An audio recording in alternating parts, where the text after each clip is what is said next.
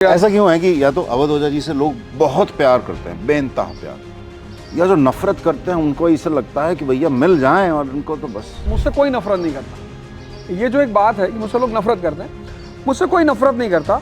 मुझसे सब ये जानना चाहते हैं कि तुम जितने जो ये यात्रा की वो कर रहे हो, हमको भी सिखाओ। मैं कई बार शादियों में गया, किसी ने मुझसे पानी भी नहीं पूछा। 24 घंटे से 3-4 करोड़ कॉल आ चुके हैं, भैया भैया नमस्ते भैया, पीछे से ट्रोल भी कर रहे हैं। बड़ा खुशी हो रहा है। मेरा जो आप पार्टी को में आने का एक सबसे बड़ी वजह ये, मैं इनके कुछ कामों से, जैसे इनका एजुकेशन रिफॉर्म है। कौन है हिंदुस्तान का स्टेट जो एजुकेशन पे लगभग 25% के आसपास खर्चा कर रहा हो? अब जो बिहार का लोअर मिडिल क्लास और दिल्ली का लोअर मिडिल क्लास, अगर दो रिलेटिव हैं, तो जो बिहार का लोअर मिडिल क्लास का आदमी है, उसका बच्चा प्राइवेट में पढ़ रहा है और वो परेशान है फीस जमा कर करके, और उसी स्तर पे उसका रिश्तेदार का लड़का यही दिल्ली में गवर्नमेंट स्कूल में पढ़ रहा है और माँ बाप तनाव फ्री हैं।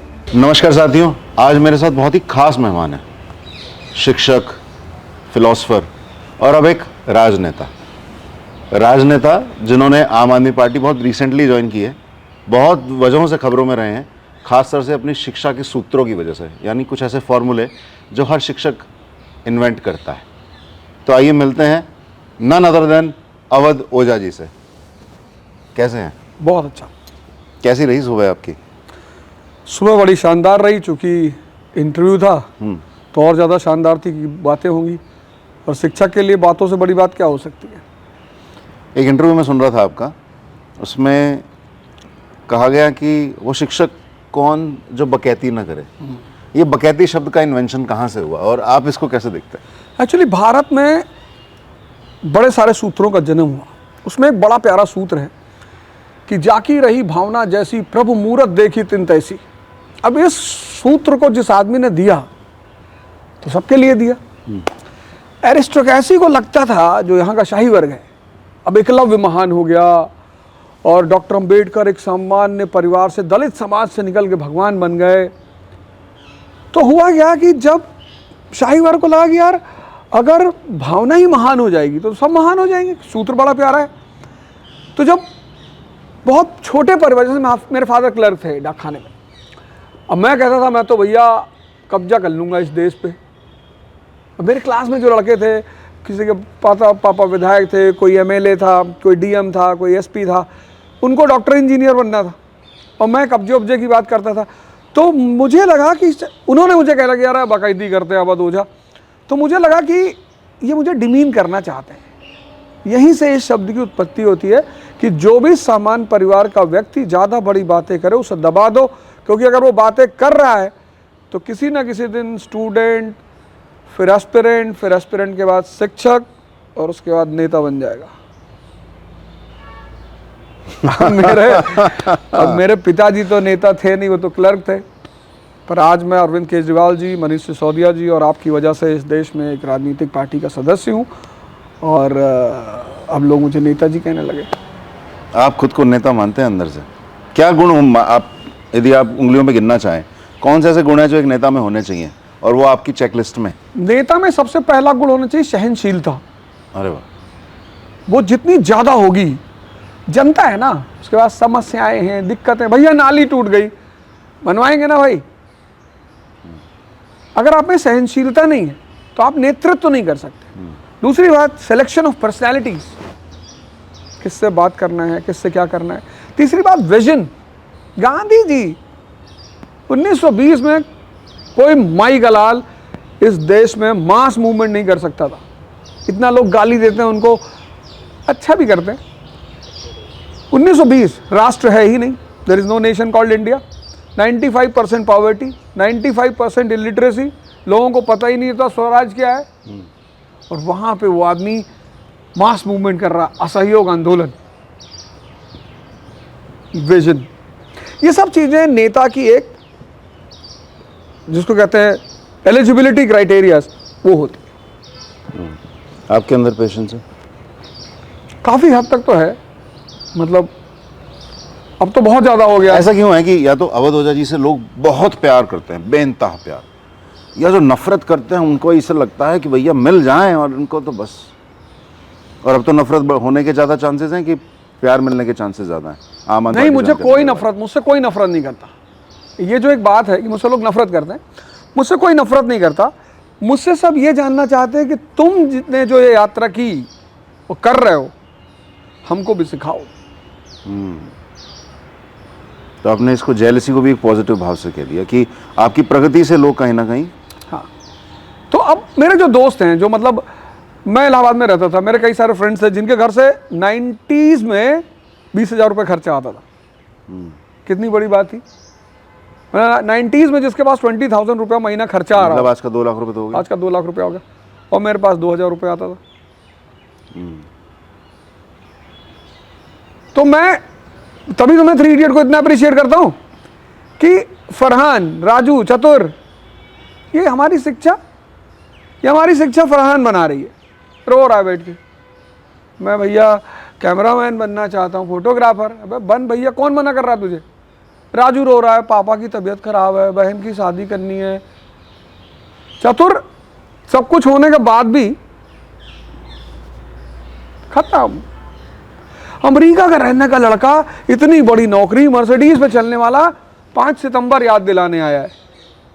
आप उसकी मां बोले, इतना पढ़ लिए तुम, अमेरिका में जॉब कर रहे हो, मर्सिडीज में बैठे हो, इतना पैसा तुम्हारे पास है, तुम कहते हो 5,000 रुपीज, दैट मीन्स $100। मतलब वो बाहर तो बड़ा हो गया, अंदर बहुत चीप है वो।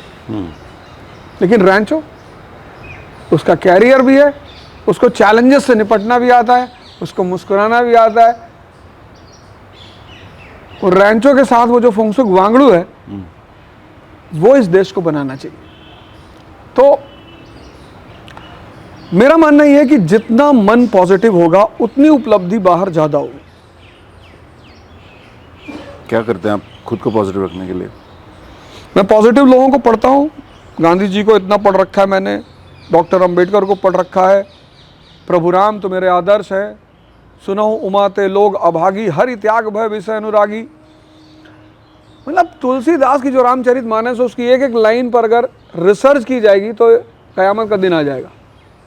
भय न बिनु होए न प्रीति, बिल्कुल मानते हैं आप इसको? एकदम मानते हैं, क्योंकि बच्चों को अगर डराए, बच्चे हैं ना हमारे घर में, तो हम कितना प्यार करते हैं उन्हें, लेकिन जब वो तीसरी चॉकलेट मांगते हैं फिर हमें आग दिखाना पड़ता है। यूनिवर्सल लॉज होते हैं कुछ। जैसे राम रावण का युद्ध चल रहा है और रामचंद्र जी चप्पल पहने और खड़ाऊ पहने, धोती पहने, विभीषण उन्हें देख रहे हैं, और एक तरफ रावण रथ पे बैठा हुआ है, सोफिस्टिकेटेड वेपन्स लिया हुआ है। और तब विभीषण जी रामचंद्र जी से कहते हैं कि नाथ न रथ नहीं तन पद त्राणा, कई विद जीता वीर बलवाना। कि ना आपके तन पे बढ़िया कपड़ा है, ना आप अच्छा जूता पहन रखे हैं, ना आपके पास रथ है, इससे कैसे जीतेंगे आप? यही तो हम सबका जीवन है। अवधोजा कौन है जिसके पास ना जूता है ना कपड़ा है? लेकिन वहीं पर उसका जवाब भी लिखा हुआ है, सौरज धीरज तहि रथ चाका, सूरता धैर्य उस रथ पे मैं सवार हूं, ये शरीर रूपी रथ।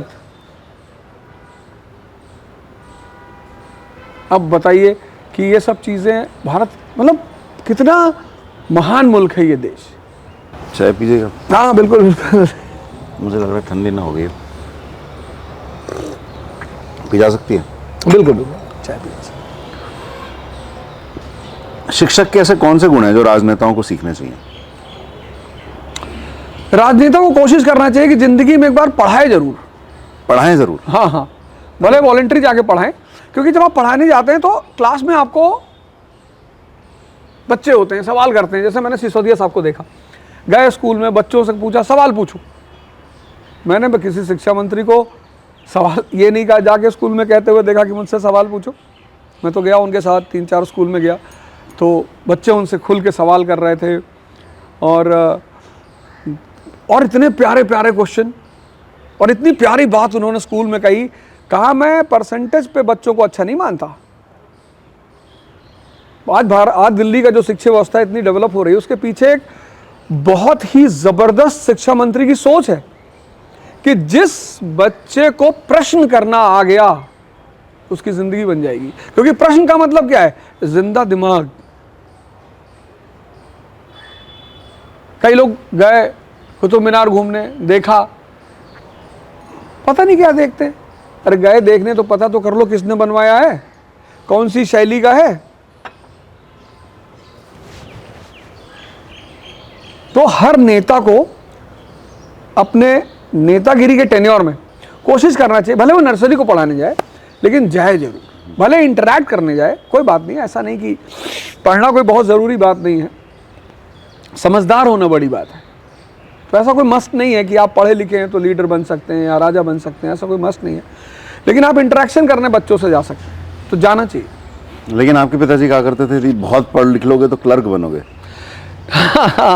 एक्चुअली भारत की शिक्षा पद्धति ही ऐसी है जो हमें बचपन से कहती है कि नौकरी नहीं मिलेगी तो शादी नहीं होगी तुम्हारी। आज तक तो मुझे फंडा ही नहीं समझ में आया कि नौकरी का शादी से क्या रिलेशन है। शादी के लिए स्वयंवर होता है। वहां डिग्री थोड़ी लड़कियां चेक करती थी।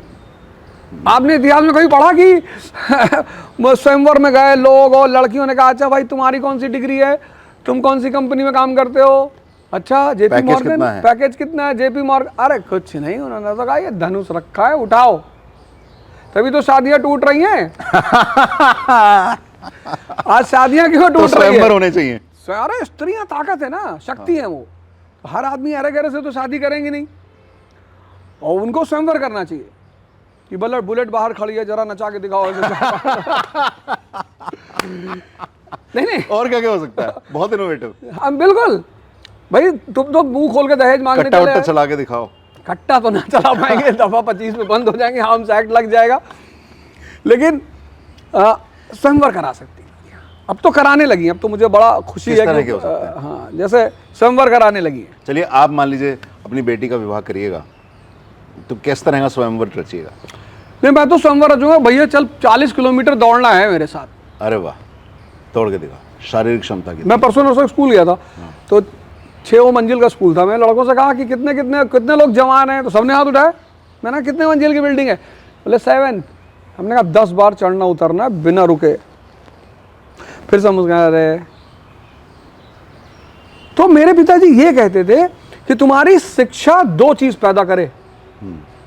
मैं तो कहता था क्या, बोले एक तो शक्ति पैदा करे, क्योंकि शक्ति माने भगवान। हमसे एक बार पूछे कि गुरु, अक्सर गुरु ही कहते हैं हमको, क्या गुरु एक बात बताओ, सोलर सिस्टम पढ़े? हम क्या हाँ पढ़े। क्या है सोलर सिस्टम? हमने कहा प्लेनेट है 8-9 तो लफंगे टाइप के सूरज का चक्कर काट रहे पाजी, पता नहीं क्यों। हमारी उनकी ऐसी बातें होती आज भी। अरे बोले तो साइंस और ज्योग्राफी का मैटर है, जिंदगी में उससे क्या सीखे? तो मैंने कहा जिंदगी में, हाँ बोले जिंदगी में कुछ सीखे? हमने कहा नहीं। बोले गुरु जो प्लेनेट है ना वो सूरज के चक्कर काटेगा,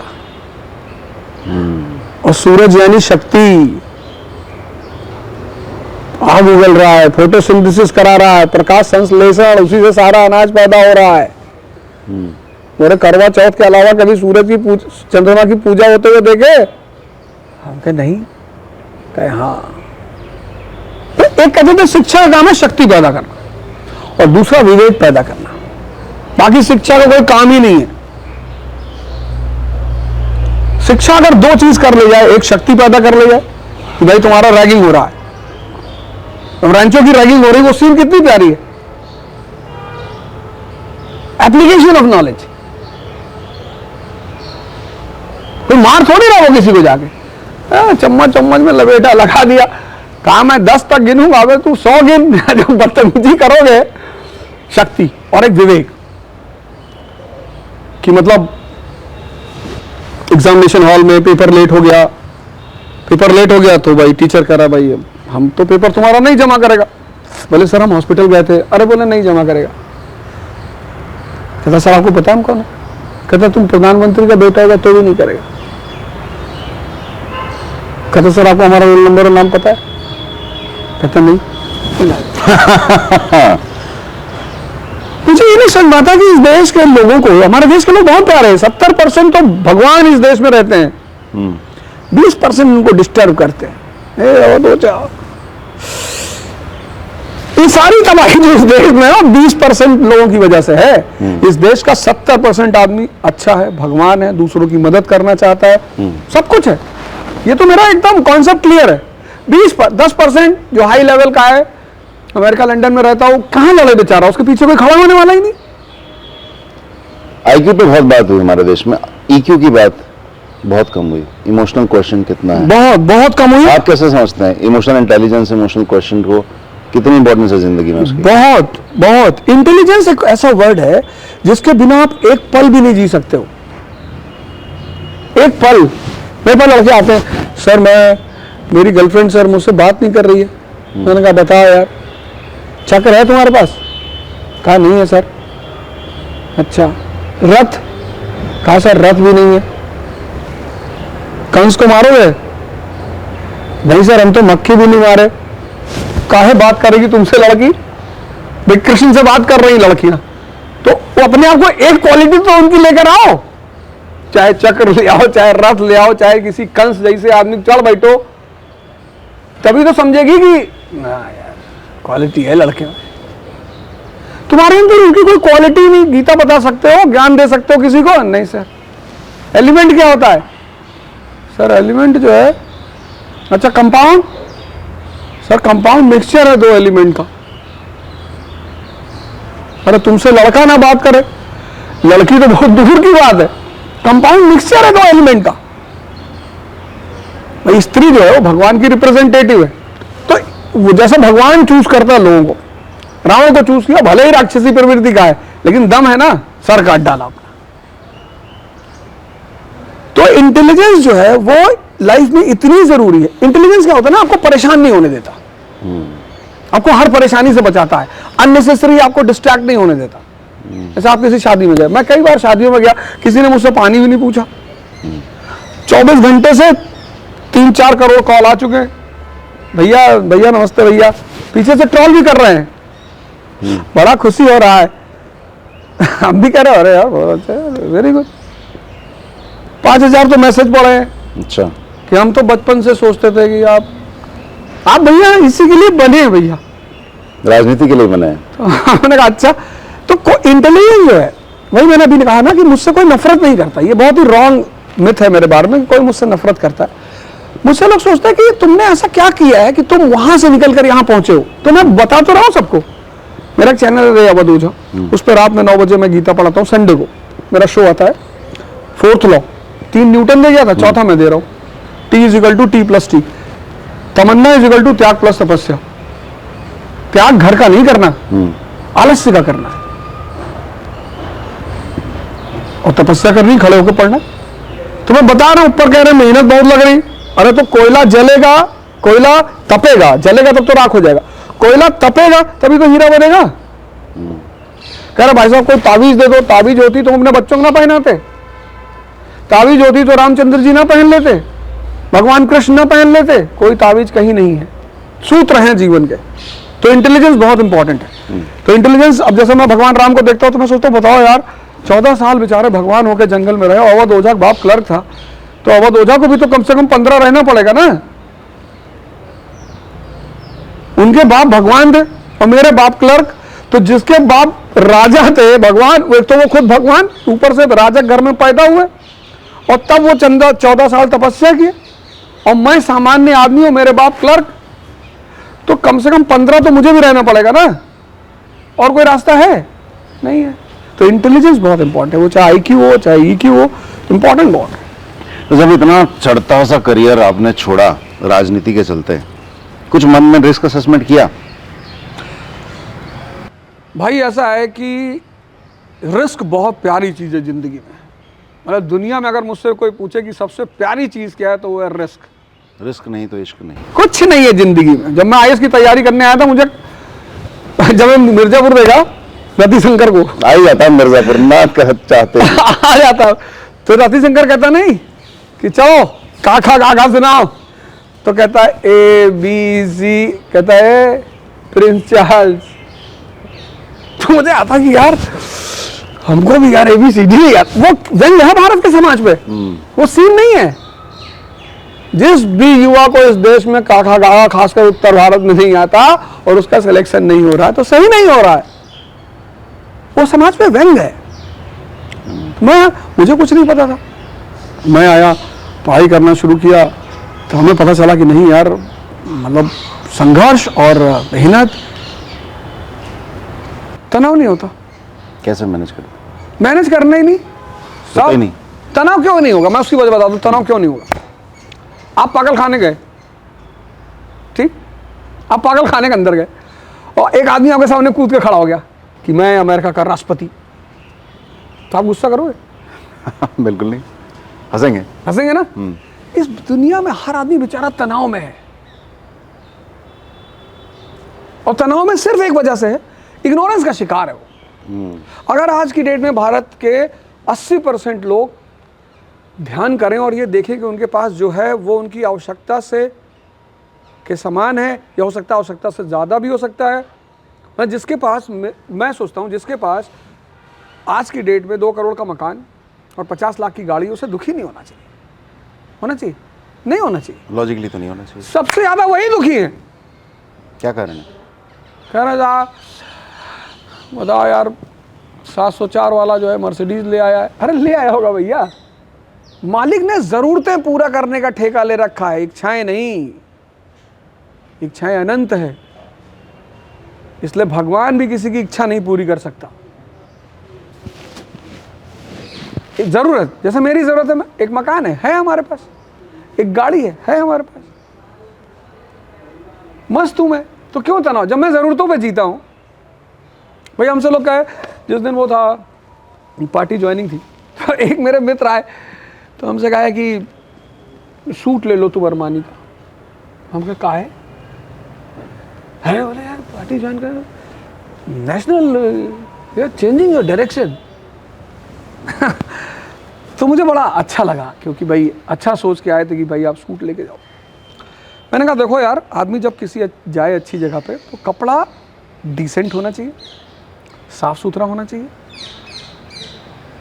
ये 2 चीज़ें होनी चाहिए। एक तो डिसेंट होना चाहिए, ऐसा नहीं आप यहाँ तक टी शर्ट हाफ पहन के चले और चेन बाहर लटक रही है और आप ज्वाइनिंग करने जा रहे हैं छल्ला लचाते, तो वो इनडिसेंट बात हो गई, वो नहीं होना चाहिए। तो कपड़ा साफ होना चाहिए, डिसेंट होना चाहिए। बाकी आप जैसे रहते हो वैसे ही रहो। जनता आपके गुणों, भगवान के गुण से भगवान माने जाते, कपड़े से नहीं माने जाते। तो मुझे तनाव क्यों होगा? लोग मुझे गाली देते प्रेम में, मुझे नफरत में कोई गाली नहीं देता कि भाई, अब अगर एक डाकखाने के बाबू का लड़का देश में राजनीति करने की सोचेगा तो आप क्या समझते हो, लोग उसके पास गुलदस्ता लेके जाएंगे ना। जब बच्चे गिरते हैं तो लोग ज़मीन से उठाते हैं, जब बूढ़े जवान गिरते हैं तो लोग ताली बजाते हैं, और जब महत्वाकांक्षी गिरता है तो आदमी हंसते हैं, ये मरा साला। तनाव क्यों होगा? तो आम आदमी पार्टी में इच्छा काया इच्छा माया इच्छा जग उपजाया, मजा बहुत आ रहा। तो मेरा उद्देश्य है, चूंकि जिंदगी के एक पार्ट में मैं कभी पढ़ा नहीं। अच्छा इसलिए नहीं पढ़ा क्योंकि पढ़ाई, मैंने देखा कि पढ़ाई समझ का खेल है। आपको अभी मैं एक जगह गया तो लड़की मुझसे पूछी, सर मैं ज़्यादा देर पढ़ नहीं पाती हूँ। मैंने कितने देर पढ़ती हूँ? बोली सर 5 मिनट पढ़ती हूँ। मैंने कहा पिक्चर देखती हो? बोली हाँ। मैंने कहा उसमें भी 5 मिनट बाद उठ जाती हो? कहीं नहीं सर। मैंने कहा पूरा 3 घंटा देखती हो? बोली हाँ सर। मैंने कहा क्यों? बोली सर मज़ा आता है। हमने कहा देखा बेटा, मज़ा आता है। तुम पढ़ाई को रटने के लिए पढ़ते होगे, जब मज़ा ही नहीं आ रहा है, जहाँ मज़ा नहीं आ रहा है वहाँ कैसे कोई आदमी देर तक बैठेगा? आज भारत की शिक्षा नीति में एक और ये बहुत प्रॉब्लम हो गई कि मज़ा नहीं आ रहा है। तो मैंने कहा बेटा, तुम्हें जब हमें कोई चीज़ समझ में आने लगती है कि अच्छा न्यूटन का ये पहला सिद्धांत है, a body at rest will be at rest, a body in motion will be in motion until and unless external force is applied. अब ये तो कॉन्सेप्ट समझ में आ गया। अब आप हमारे दोस्त हैं, दुखी हैं, नाराज, किसी बात पे बैठे हुए शांति से, मैं कह रहा चल यार घूम के आते हैं। आपने कहा नहीं जाएंगे। मैंने तुरंत 5000 रुपये निकाला, मैंने कहा ये ले रख, कॉफ़ी पीते हैं। आप तुरंत खड़े हो गए, एक्सटर्नल फोर्स अप्लाई हो गया ना।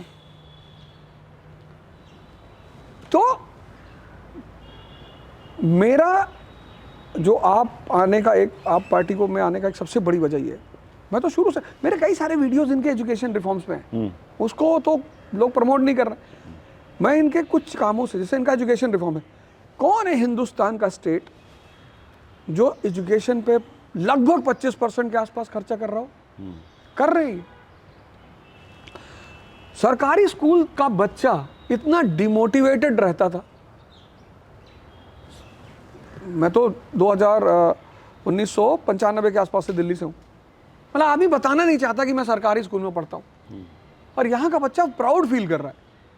15 लड़के IIT में निकले थे 2014 में, 783 2024 में, 1500 के आसपास के सरकारी स्कूल के लड़कों ने नीट क्वालिफाई किया।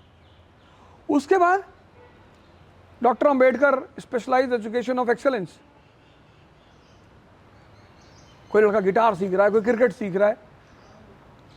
हैप्पीनेस करिकुलम, आपको क्लास में ध्यान कराया जा रहा है। क्या इनोवेशन है गवर्नमेंट स्कूलों का, क्या परसेंटेज, क्या अटेंडेंस बढ़ी गवर्नमेंट स्कूलों की। और मेरा पूरा जीवन का उद्देश्य है शिक्षा। और अब मुझे पता था कि यार बाहर रह के राजा राम मोहन रॉय बनकर आप सिर्फ अपील कर सकते हो दूसरे से, तो तब तक विलियम बेंटिक नहीं मिलेगा, तब तक सती प्रथा खत्म नहीं होगी। तो जब आपको सम्मान मिलता है, प्रेम मिलता है और विचारधारा मिलती है, तो कौन सी सबसे खूबसूरत चीज़ लगती है आपको आम आदमी पार्टी के शिक्षा मॉडल की? मुझे तो हैप्पीनेस करिकुलम बहुत अच्छा लगा, बहुत अच्छा लगा। अभी हम गए थे तो उस पर चर्चा भी हुई, सब लड़कों ने बताया हैप्पीनेस करिकुलम में क्या होता है। तो किसी ने कहा सर हम ज्योग्राफी पढ़ते हैं तो बाहर की दुनिया जानते हैं, हैप्पीनेस करिकुलम करते हैं तो हम अपने बारे में जानते हैं। वाह, कितनी बड़ी बात है ये। लड़कों को पता ही नहीं होता, बड़े बड़े लोगों को पता नहीं है। मुझसे लोग मिलते हैं, कहते हैं यार जीवन में यार बहुत दुख है। दुख कहाँ है? दुख और चुनौती दो अलग अलग वर्ड हैं। घर में कोई मर गया वो दुख है, वो पेन है, वो दर्द है। लेकिन आपको बिजनेस खड़ा करना क्या है, वो चुनौती है। चुनौती किसके जीवन में नहीं आएगी? और जवानी मतलब चुनौती, तभी चुनौती नहीं तो जीवन क्या? हाँ, इसीलिए इस देश में लोग नौकरी चाहते हैं। इस देश का आदमी नौकरी चाहता है, चुनौती खत्म हो जाए।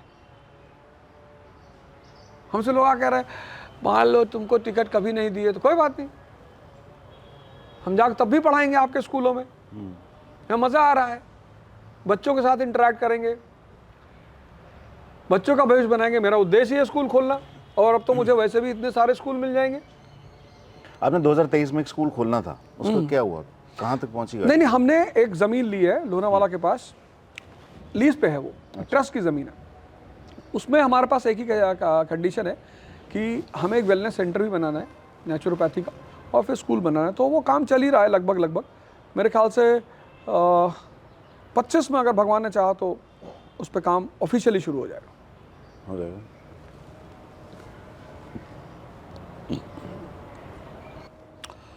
मैं तो उसी मूवमेंट में जीता हूँ। कोई प्लानिंग नहीं? प्लानिंग इन अ सेंस है कि गोल होता है। जैसे दिन में प्लान करता हूँ, दिन अपना। अब सुबह उठा तो मेरे पास डायरी है, उसमें मैंने पूरा दिन प्लान कर लिया कि आज यार ये काम करना है, और वो भी गोल को डेडिकेटेड है मेरा। मेरे पास गोल है और पर डे का प्लान है। लेकिन 10 साल बाद क्या होगा ये मैं नहीं करता। तो गोल क्या है अभी? नेक्स्ट गोल मैंने क्या कहा ना, है? शिक्षा। हाँ, मैं चाहता हूँ ये जो दिल्ली का मॉडल है जहाँ लड़का पढ़ाई, गवर्नमेंट स्कूल का लड़का पढ़ाई एंजॉय कर रहा है, ये पूरे भारत का लड़का करे। वाह, कैसे फैला सकते हैं इसको? आम आदमी पार्टी की सरकार तो हर राज्य में बनने में बहुत समय लग सकता है। नहीं लगेगा, यही तो बात है। कैसे होगा? आज ये जो सारे लोग केजरीवाल जी के पीछे पड़ गए हैं और आपके पीछे पड़ गए हैं, उसकी वजह क्या है? कि कहीं ना कहीं खुशबू तो बह ही रही है। भाई बहुत सारे दिल्ली में लोग माइग्रेंट्स हैं, अब उनमें से बहुत सारे के लड़के सर गवर्नमेंट स्कूल में पढ़ रहे हैं। पहले किसी पेरेंट्स के सामने सबसे बड़ी चुनौती क्या होती थी कि भैया ज़मीन बेच देंगे लेकिन पढ़ाएंगे।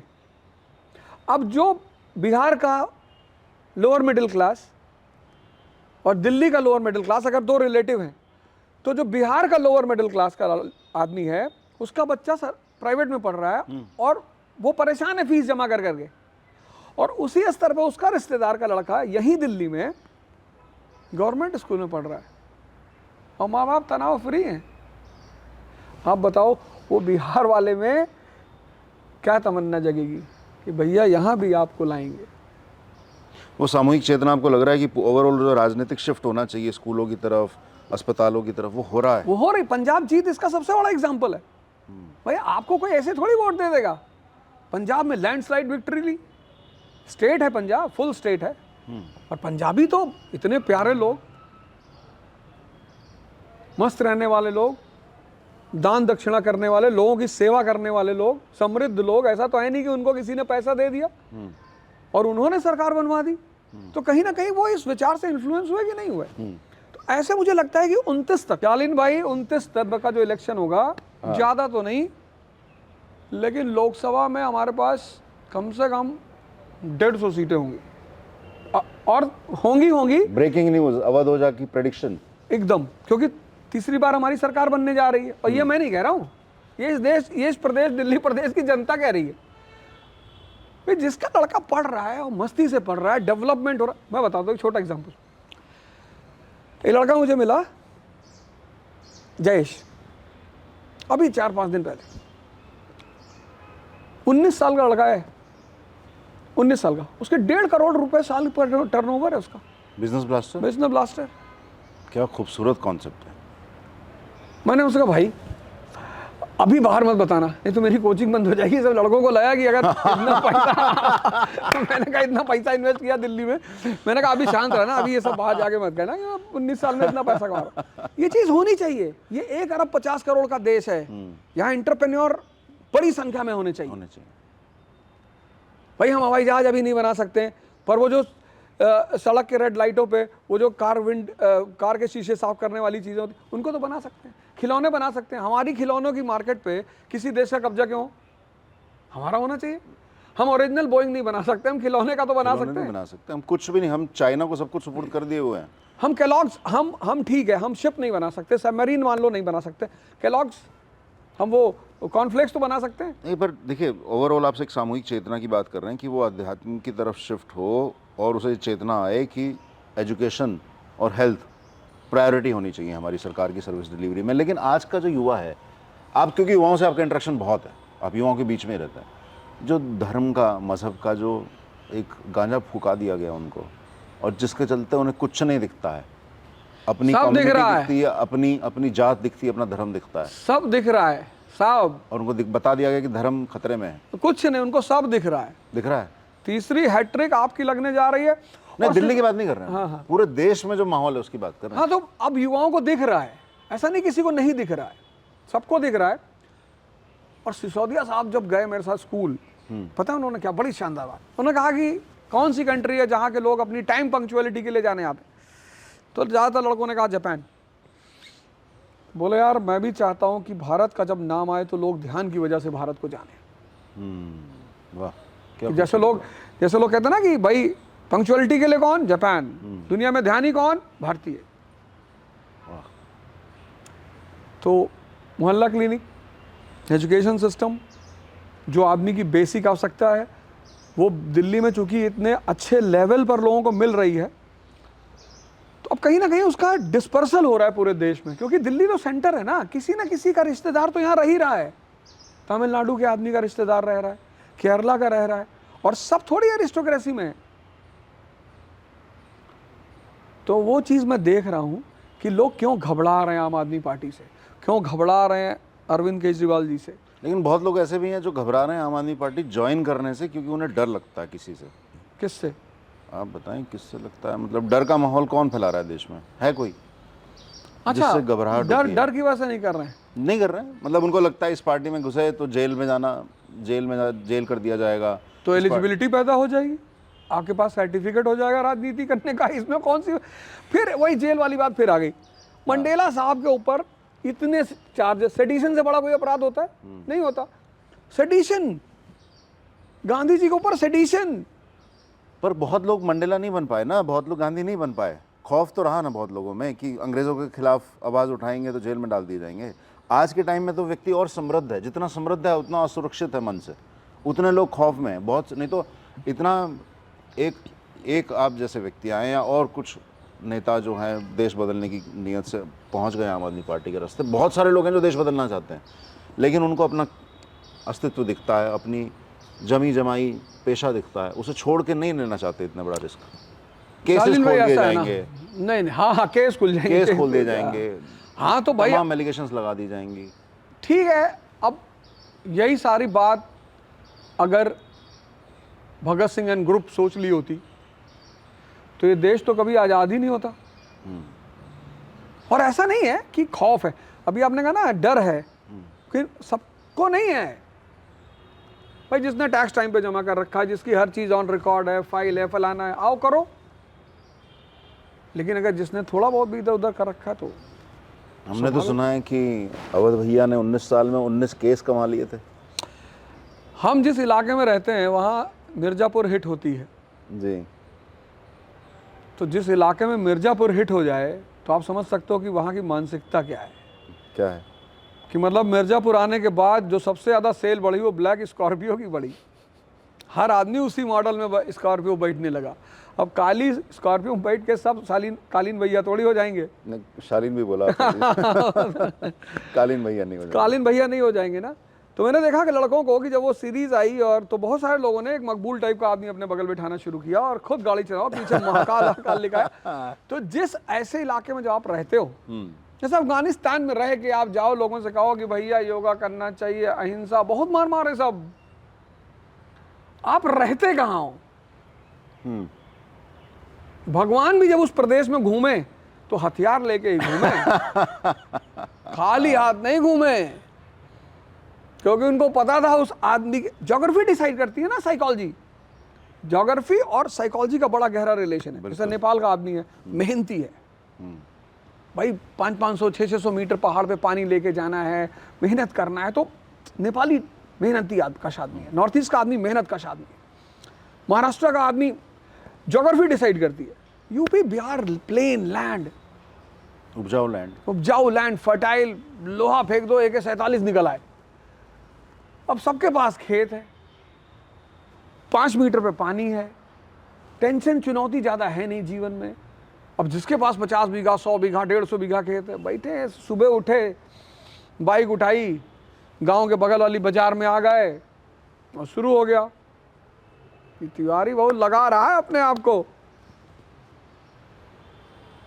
तो उस एरिया में या तो आप मौर्या जी हो जाएं और या आप कालीन भैया हो जाएं, तभी आपका सर्वाइवल है। तो केस तो होना ही था। तो आप कौन थे, मौर्य थे कि कालीन भैया थे तो नहीं थे तो कुछ नहीं, पर कहते हैं ना कि अगर कंस को भगवान कृष्ण नहीं मारते तो वो उन्हीं को मार देता।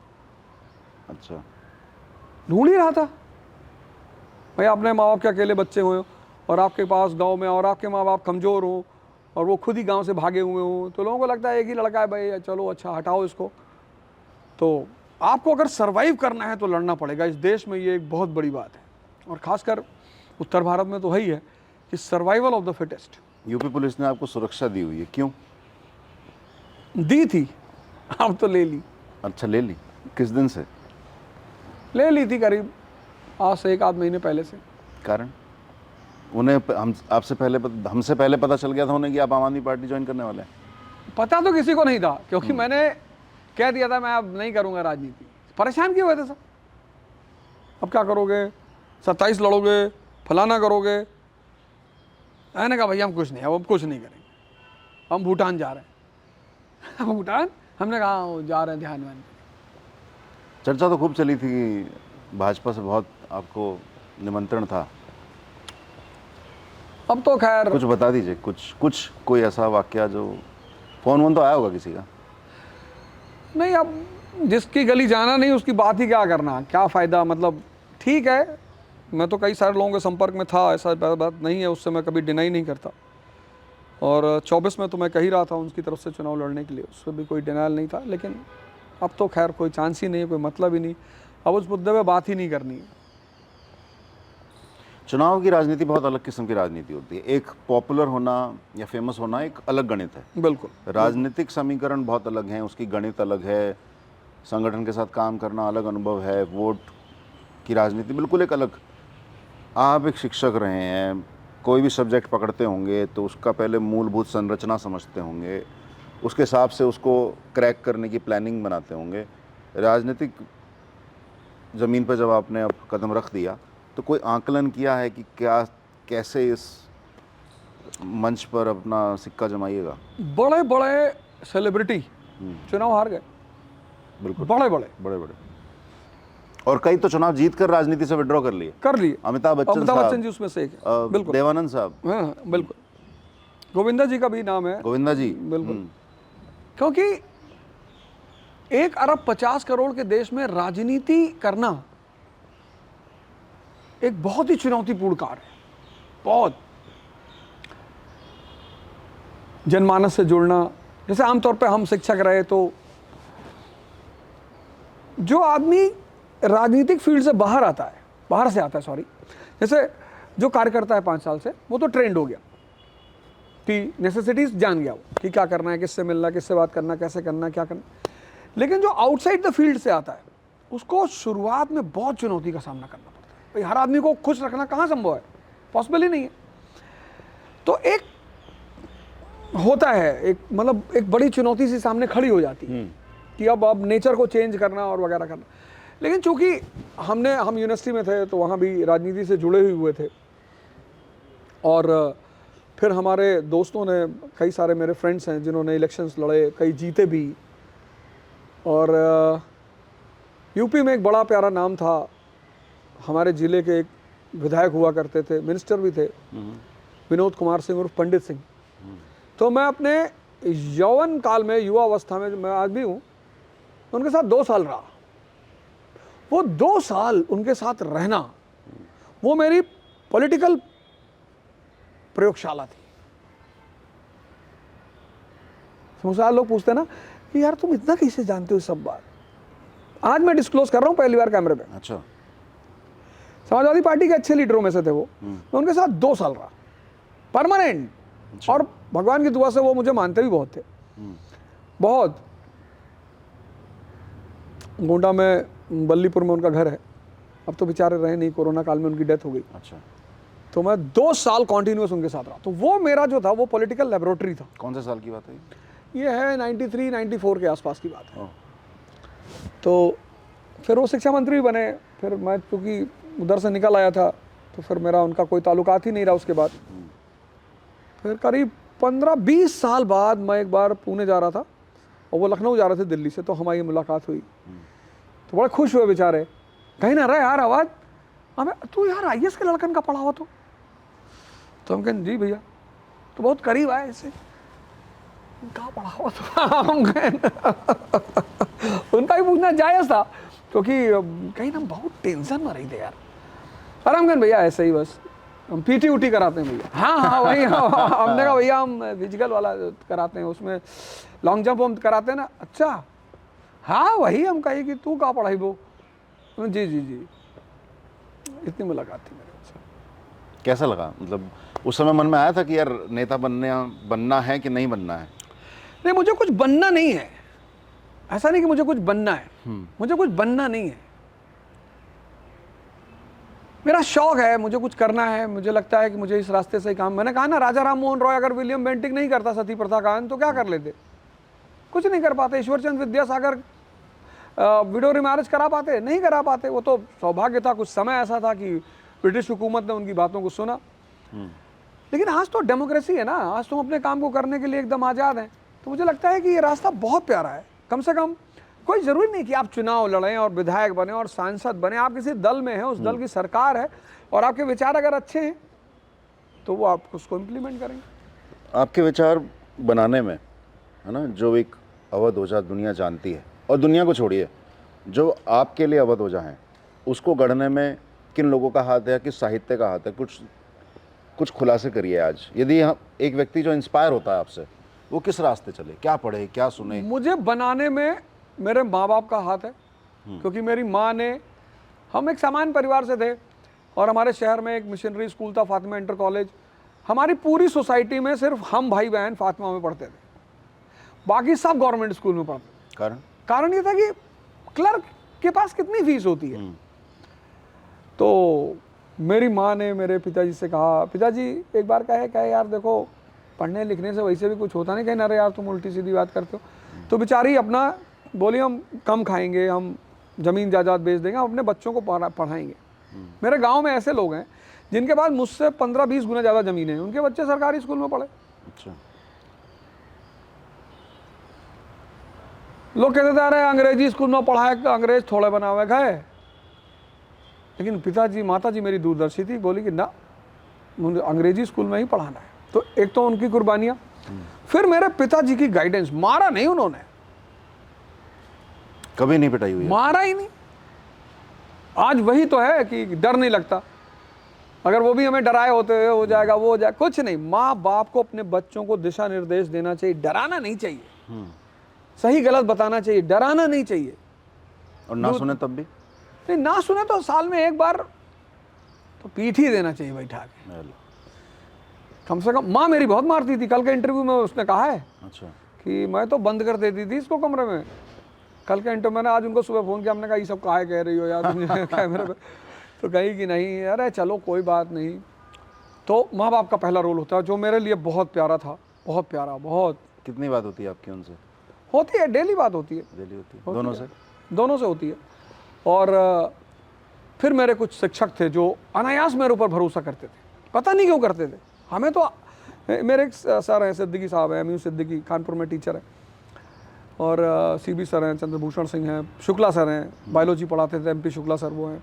एक हमारे संजीव सर हैं, वो मुझे पढ़ाए तो नहीं, हमारे स्कूल में टीचर थे, मैथ्स के टीचर हैं, पर वो सब हमें मानते बहुत हैं। एक त्रिपाठी सर हैं हमारे यहाँ, हिंदी पढ़ाते थे। तो ये लोग एक अनायास भरोसा करते थे।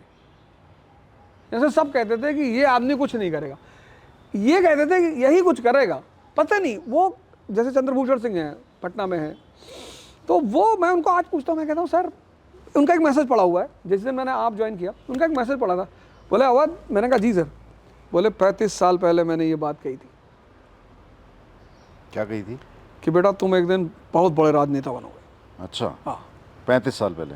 37 ईयर्स बैक उन्होंने मुझसे ये बात कहा था। ये मैसेज है ना।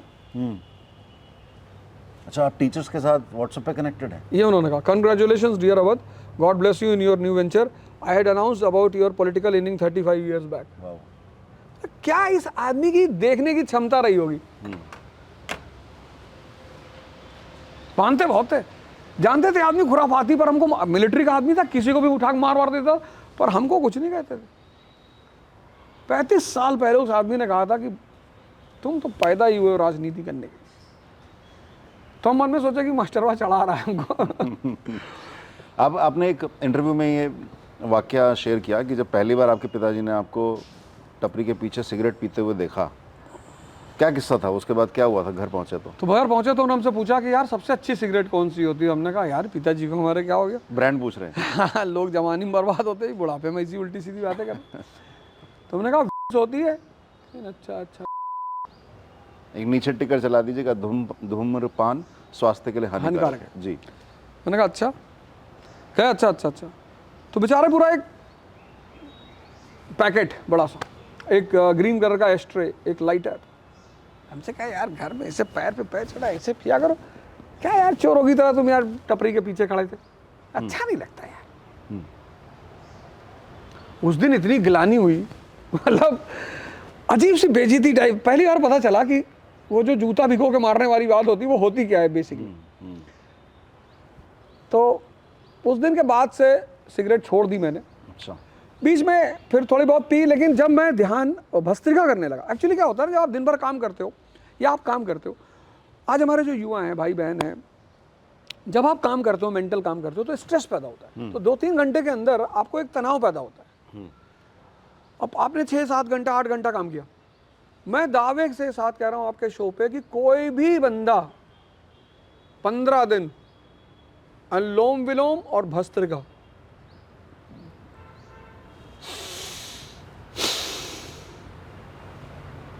कपालभाति, ये 2-3 कर ले 15 दिन, 2-2 मिनट खाली पेट, आपकी सिगरेट, कोई भी व्यसन आपका छूटना शुरू हो जाएगा। क्यों छूटना चाहिए? उसकी साइंटिफिक वजह क्या है? ये स्ट्रेस बस रिलीज कर देती। कोई उसमें स्वाद थोड़ी है कि लोग मजा ले रहे हैं, तो मजबूरी है। तो अगर आप ये 2-3 चीज कर लें, सुबह खाली पेट और शाम को खाली पेट कर लें, 15 दिन की गारंटी ले रहा हूँ। तो जब मैं योग करने लगा उसके बाद सब वाइप आउट हो गया। अब 15 साल से मतलब आपने सिगरेट वगैरह को और कुछ नहीं, पर कसम नहीं खाई मैंने आज भी जीवन में किसी चीज़ की कसम वसम नहीं खा रखी है। मन किया तो पी लेंगे। तो युवाओं का जो स्ट्रेस से डील करने का तरीका है, युवा आप उनके बीच में रहते हैं, क्या आपको लगता है इसमें क्या ऐसा है जो डिफेक्टिव है तरीका? युवा जो है वो ये नहीं जान पा रहा है, वो भगवान राम की फोटो लगाए अपने घर में, वो डॉक्टर अंबेडकर की फोटो लगाए अपने घर में, भगत सिंह की फोटो लगाए, इनको देखे।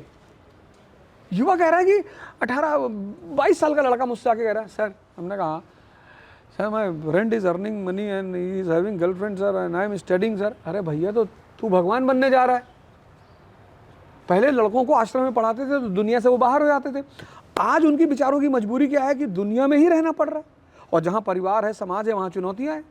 अब वो बेचारे ये नहीं जान पा रहे कि बॉस इस चुनौती से लड़ा कैसा। हमारे आपके घर में क्या है कि यार मौसी की लड़की की शादी है, अब मौसी ने आपके पिताजी को फ़ोन किया, आपकी माँ को फ़ोन किया कि यार गुड़िया की शादी भैया तय कर रहे हैं और 6 लाख रुपया दे देना, और आपके पिताजी को आपकी पढ़ाई के लिए 5 लाख रुपया जमा करना, उनके पास वैसे भी पैसा नहीं है। कितनी चुनौतियां परिवारों में। तो ये सब चुनौतियां कैसे निपटेंगी? ध्यान से। आपका मन आपको उल्टे सीधे विचार नहीं दे सकता। मुझे 4 बजे उठना है, मुझे 2 घंटे पढ़ना है और योग करना है। आपकी सिगरेट, आपकी शराब, आपकी तंबाकू ये आपके स्ट्रेस को दूर नहीं कर पाएगी। ध्यान और योग। तो अच्छा, चूंकि हमारे देश में क्या हुआ कि लोगों ने संत महात्माओं को थोड़ा सा मजाक बना दिया है। तो हर जो कई चीजें उनकी वो I am not backward, you believe in traditional things. क्या अब भैया आप ये सब उल्टी सीधी। मैं जाता हूँ सक्तेशगढ़, अलगानंद महाराज, या तो भगवान ही मानते हैं या तो कूड़ा ही मानते हैं। मैं बताता हूँ शालीन भाई, मैं अलगानंद महाराज के यहाँ जाता हूँ, हमारे गुरु हैं, भगवान हैं, और आपको कभी मौका लगे तो आप उनके आश्रम जरूर जाइए सक्तेशगढ़। आपके साथ चलेंगे? हाँ बिल्कुल। 3 बजे आप नहीं उठे, मार लाठी आप गिरा दिए जाओगे। हाँ। नहीं, विपासना में ऐसे ही होता है। अच्छा। 4 मैं विपासना किया हूँ तो 4 बजे अलार्म लगेगा और इतना कातिल अलार्म बजेगा कि आप कहिएगा यार छोड़ यार इस बेड को, सबसे पहले कान पे तौलिया बांध और नहाने जा। वही हाल वहाँ है। वहाँ तो हर लाठी बाबा लोग हैं, वहाँ 2-3 बाबा लोग बहुत डेंजरस हैं। एक आशीष बाबा हैं, एक सुखीराम बाबा हैं, और मतलब कुछ बाबा लोग तो बहुत सीधे सज्जन हैं बेचारे। बिल्लू बाबा हैं, तानसेन बाबा हैं, दीपक बाबा हैं। तो वहाँ मैं रहता हूँ जाकर। उस आश्रम ने, हमारे युवा वहाँ जाना ही नहीं चाहते। आश्रम में का रखा है? आश्रम, आ मतलब स्थान, श्रम मतलब मेहनत, वो स्थान जो आपको मेहनत करना सिखाएगा। हमारे देश में आश्रमों की कोई, आश्रम पे एक सीरीज नेगेटिव बना दी। नहीं, वो या तो भगवान ही मानते हैं, विलन ही मानते हैं। बिल्कुल बिल्कुल, हाँ, बिल्कुल। मतलब हर इंसान का, और या तो मतलब आप उनको, किसी भी व्यक्ति को यदि वो शारीरिक शरीर में है, इंसान के शरीर में है, तो वो भगवान कैसे हो सकता है? और उसके अंदर कुछ अच्छी बात भी हो सकती है, कुछ खराब। तो तुम्हारा विवेक नहीं है, विवेक नहीं है, मेहनत नहीं करना चाहते, विवेक भी नहीं है, मेहनत भी नहीं करना चाहते। और एक बात और है, चलिए आप मत मानिए, भगवान आपको फायदा दे रहा है ना, जितना दे रहा है उतना लेके आ जाओ। बाबा रामदेव चाहे जैसे हैं, हमें क्या लेना अरे देना। तो चाहे जैसे तो कंट्रोवर्सी। नहीं, एक बात कह रहा हूँ, लेकिन वो योग तो सिखा रहे ना, पूरे भारत को योग में कर दिया।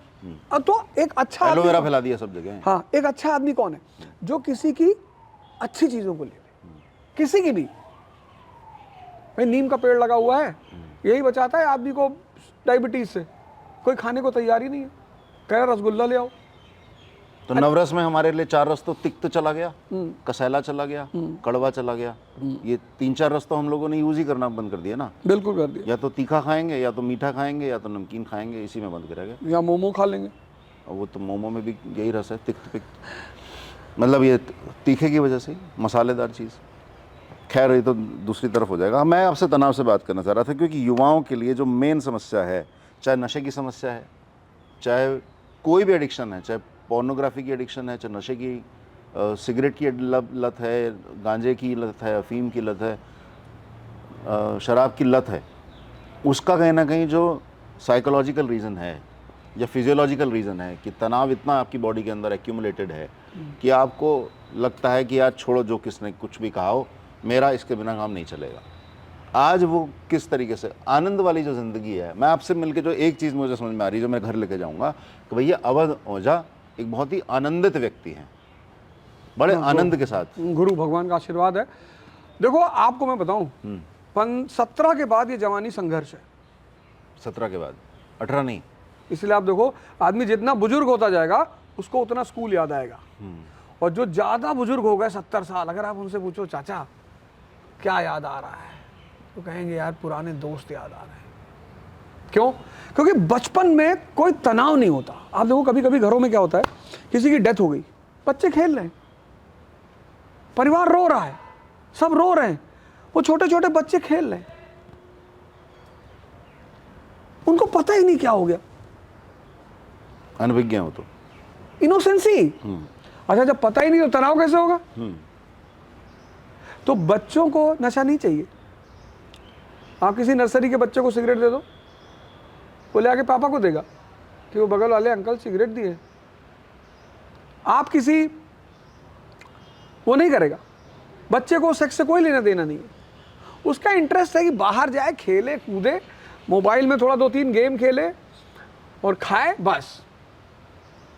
17 के बाद, अब गौर करना है जो मैं आपसे कहने जा रहा हूँ, 17 के बाद जब संघर्ष शुरू होता है, एक बैग आदमी एक ऐसे जोन में आ जाता है जहाँ एक बैग उसके सामने चुनौती खड़ी होती है। बेटा जी नौकरी करनी है, बेटा पापा रिटायर हो रहे बेटा, तुम्हें बड़ी वाली बहन की बेटा शादी करनी है, बेटा मकान नहीं है अपने पास, सरकारी मकान में हम लोग रह रहे हैं बेटा। एक बैग, एक नया ऑरा में आदमी आके खड़ा हो जाता है। अब चूंकि उसने उसकी तैयारी नहीं कर रखी है कि कैसे करेंगे, तो जैसे ही आप 17 में आते हो, संघर्ष में घुसते हो, 17, 27, 37, 47, 57। 17 में कैरियर, 27 में फ्रेंड्स बहुत सारे स्टैब्लिश हो चुके होंगे, 37 में परिवार, बच्चा पढ़ेगा कहाँ, बीवी का मेंटेनेंस, 47 में बच्चों की शादी, समाज, 57 में रिटायरमेंट। अब इस संघर्ष से निपटने के लिए हर व्यक्ति को 2 चीज़ चाहिए, एक शक्ति चाहिए, विवेक चाहिए। मैं वेटर का काम किया दिल्ली में। अच्छा, कब, कहाँ? 2005 की बात है, 2005-6 की बात है, यही गुड़गांव में। और मेरी कोचिंग थी, कोचिंग के लिए मेरे पास पैसा नहीं था, उसको किराया देने का, घर में रहने का किराया नहीं था। एक नीरज तिवारी जी हैं, इलाहाबाद, वहाँ लखनऊ में रहते हैं, तो वो मेरे साथी थे बेचारे। और बैंक भी गरीब आदमियों को पैसा, मतलब जिसके पास पैसा नहीं उसको नहीं देती। तो मैं वेटर का काम करता था, मैं 7 से 12 बजे तक काम करता था, और वापस पवेलियन, किसी को कभी पता ही नहीं चला। तो हमें विवेक का काम क्या है?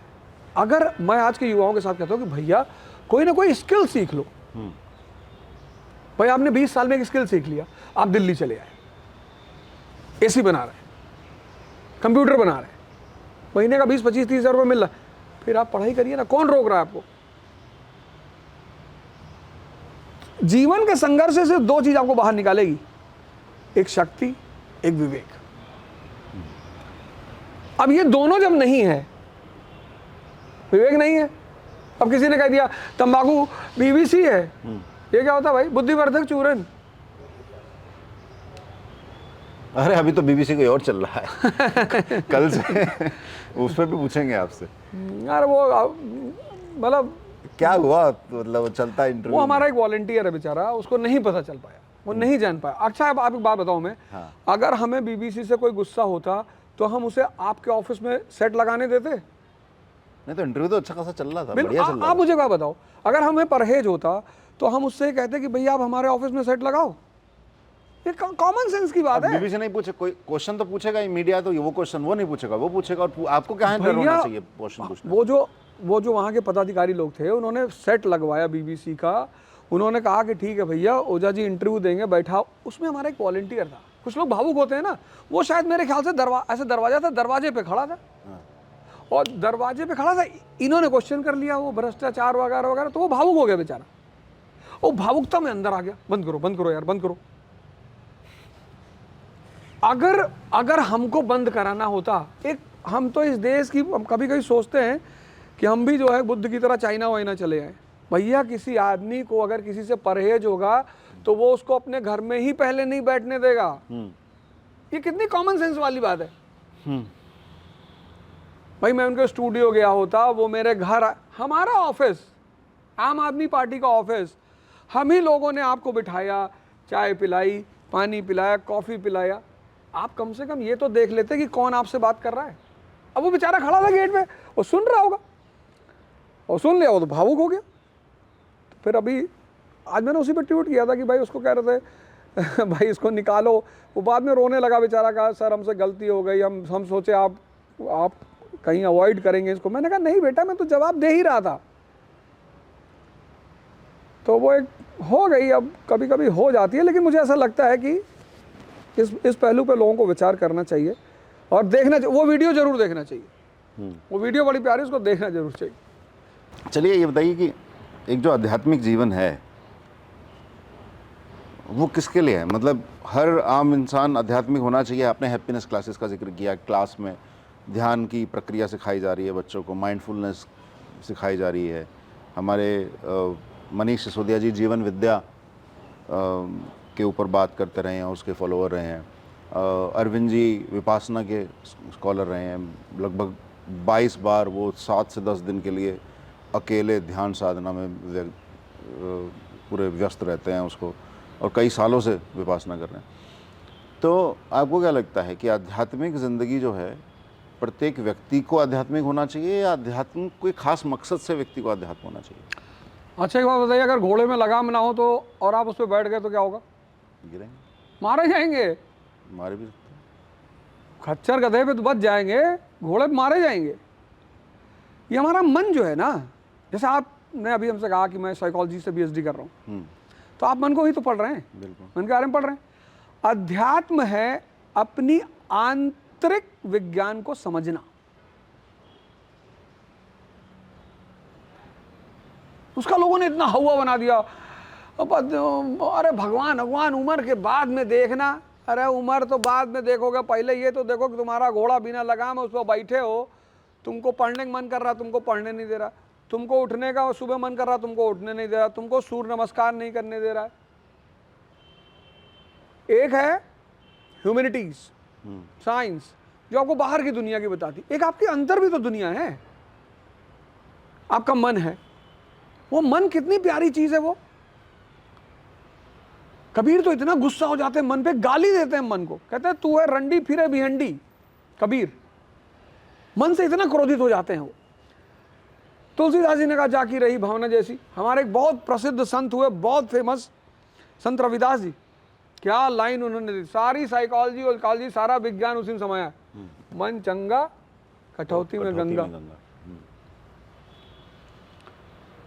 आपको पढ़ना है 4 बजे, तब नींद नहीं खुल रही है, तब नहीं खुल रही, और पापा लंदन से आ रहे हो, मोबाइल लेकर आ रहे हो, जो है 2 बोरा चॉकलेट लेके आ रहे हैं, आप 2:30 बजे एयरपोर्ट पे खड़े करें, नींद ही नहीं आ रही। आप मन की इस जालसाजी को नहीं समझ पाते हैं। एक आदमी आपके अंदर बैठ के आपसे जालसाजी कर रहा है, आपको दिन भर बैठाए हुए है, सोचा रहा है आपसे कि IAS नहीं होगा तो क्या होगा।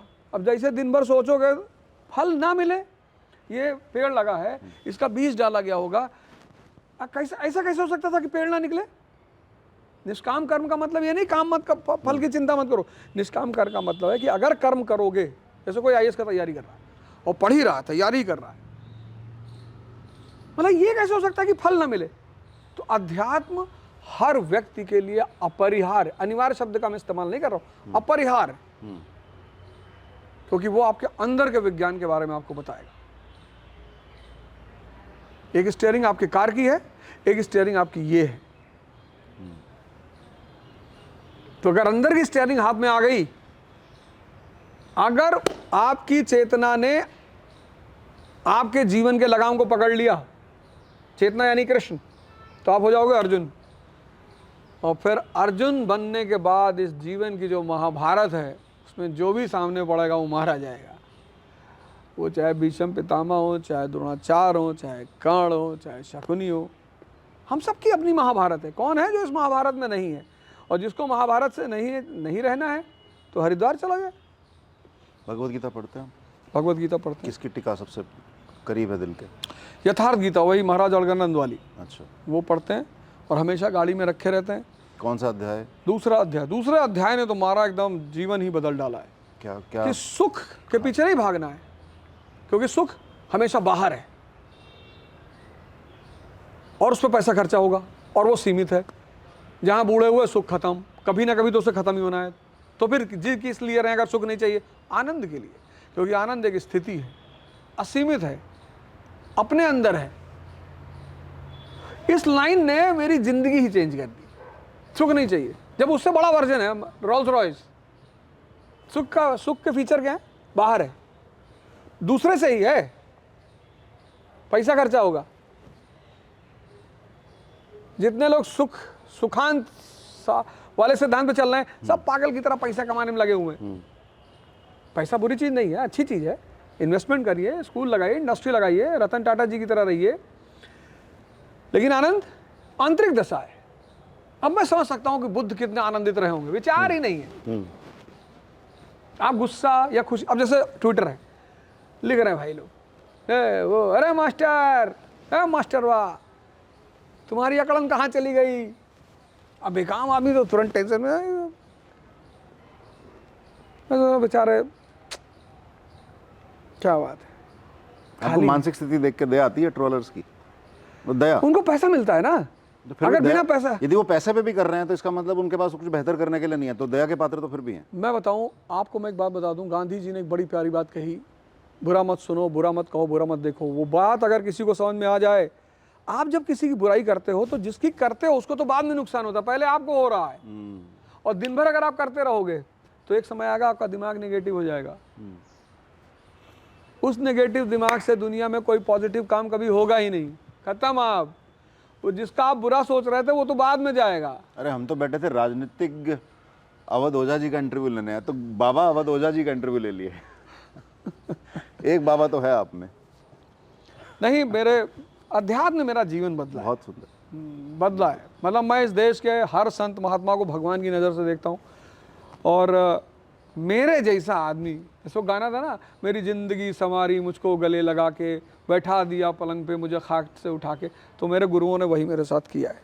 आज जो भी मैं हूँ ये सब उनकी देन। आप एक शिक्षक के नाते और अब राजनेता के नाते देश को लेकर आपकी परिकल्पना क्या है?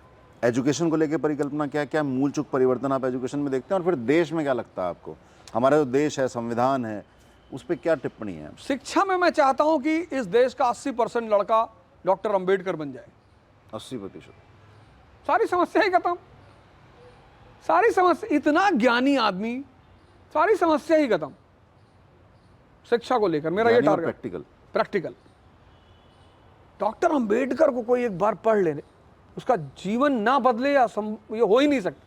और देश को मैं चाहता हूं कि जब भी मैं बाहर जाऊं, इस देश के बाहर, और मैं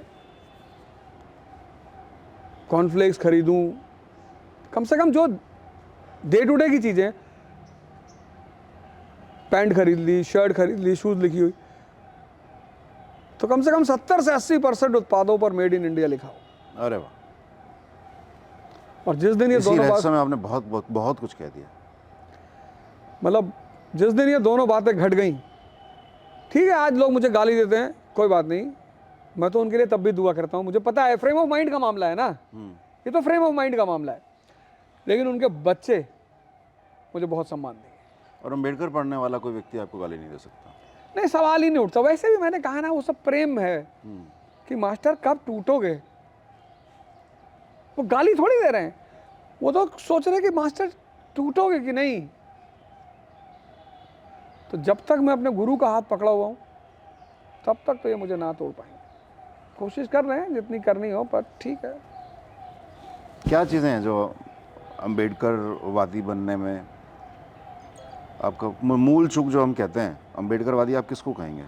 नहीं, मैं अंबेडकरवादी तो एक अलग कॉन्सेप्ट है।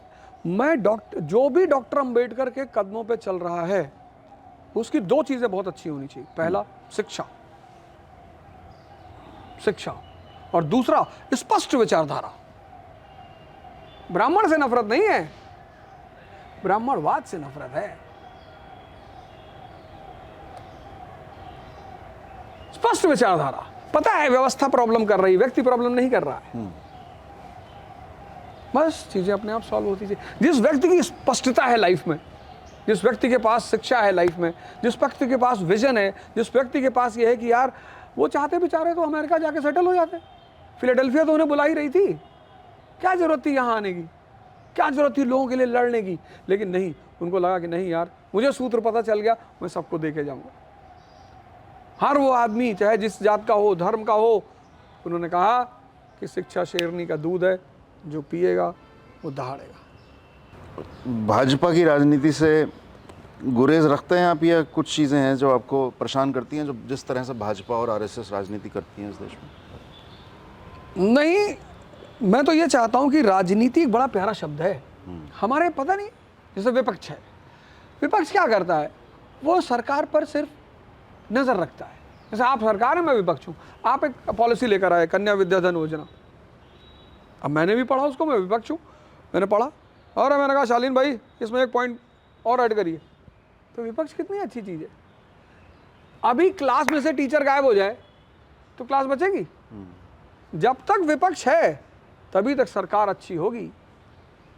तो मुझे लगता है हर राजनीतिक दल को, मैं किसी दल की बात नहीं कर रहा हूँ, हर राजनीतिक दल को इस व्यवस्था को समझना चाहिए। और जनता को तो ये बात बिल्कुल समझनी चाहिए कि राजनीति में कोई दुश्मनी नहीं है, विचारधारा है। आप अपनी पे चले, जैसे हुंडई है, BMW, ये लोग क्या करते हैं, अपने कारों की तारीफ करते हैं ना, आपकी जो मर्जी हो खरीद लो। ये थोड़ी कहते हैं कि BMW की लाइट का वो ठीक नहीं है, इनकी हैंडल बहुत स्ट्रांग है। तो हर वो कोई भी पार्टी हो, उसको कोशिश करनी चाहिए कि वो विचारधारागत राजनीति करे और कोशिश करे कि अपनी खूबियों से जनता का दिल जीते और राज करे, अगर जनता चाहे तो। बहुत सुंदर। अब आप कहाँ से चुनाव लड़ने वाले हैं? इन लोगों में बहुत दिलचस्पी है, क्योंकि राजनीतिक गलियारे जो है ना, वो एक खबर खोजने की कोशिश करते हैं। दीजिएगा उनको कोई खबर? नहीं, कोई खबर अभी तो है नहीं, क्योंकि अगर मुझे पता होता तो मैं तो अब तक, मेरे घर वालों को पता होता तो बड़ा खुश होते, बड़े मस्त होते सब। पर पता चलेगा तो बताएंगे ज़रूर। पहले सबसे पहले आप एक फ़ोन करेंगे शालीन भाई। करिएगा? हाँ, एकदम श्योर। चलिए, तो इसी उम्मीद में सबसे पहले आप लोग मेरा नंबर ढूंढ के रख सकते हैं। मेरे को जैसे ही सूचना मिलेगी, न्यूज़ ब्रेक होगी, उम्मीद करूँगा मैं ही ट्वीट करूँगा सबसे पहले। तो इसी उम्मीद के साथ, बहुत युवाओं के लिए आपने एनर्जी दी, एक देश की कल्पना बताई, और मुझे लगता है कि जिस आनंद से और जिस, एक बहुत सुंदर किताब है एकार्ट टोले की, the power of now. The power of now, correct, सुना है ना? बहुत खूबसूरत किताब है। और मेरे को आपसे बात करके लगा कि आप उस मोमेंट में हैं जिस पर आप जी रहे हैं, और 100% एनर्जी के साथ जी रहे हैं। बहुत खूबसूरत लेसन है, मुझे बड़ा आनंद में, मुझे बहुत मज़ा आया, बहुत मज़ा आया। वाइब का खेल होता है। आप देखो, जब आपके साथ कोई आपकी वाइब का आदमी बैठा होगा ना, आपको बातचीत करने में कभी परेशानी होगी नहीं, और टाइम का नहीं पता चलेगा। तो एक बार बस आपके मुखारबिंद से एक मैसेज चला जाए, कैंडिड विद शालीन है हमारे चैनल का नाम, गुरेज कर दीजिए अपने लोगों को। नहीं, शालीन भाई एक बहुत अच्छे पत्रकार हैं, जर्नलिस्ट हैं, पॉडकास्टर हैं, और मुझे इनके साथ भी बैठकर लगा कि एक बहुत अच्छे और सुलझे हुए इंसान है। उसकी एक सबसे बड़ी वजह यह है कि ये भी विपासना करते हैं। तो मैं अपनी तरफ से कह रहा हूँ कि आप इनको सब्सक्राइब करें, लाइक करें और इनके शोज़ को ज़रूर देखें। Thank you. Thank you so much Guruji.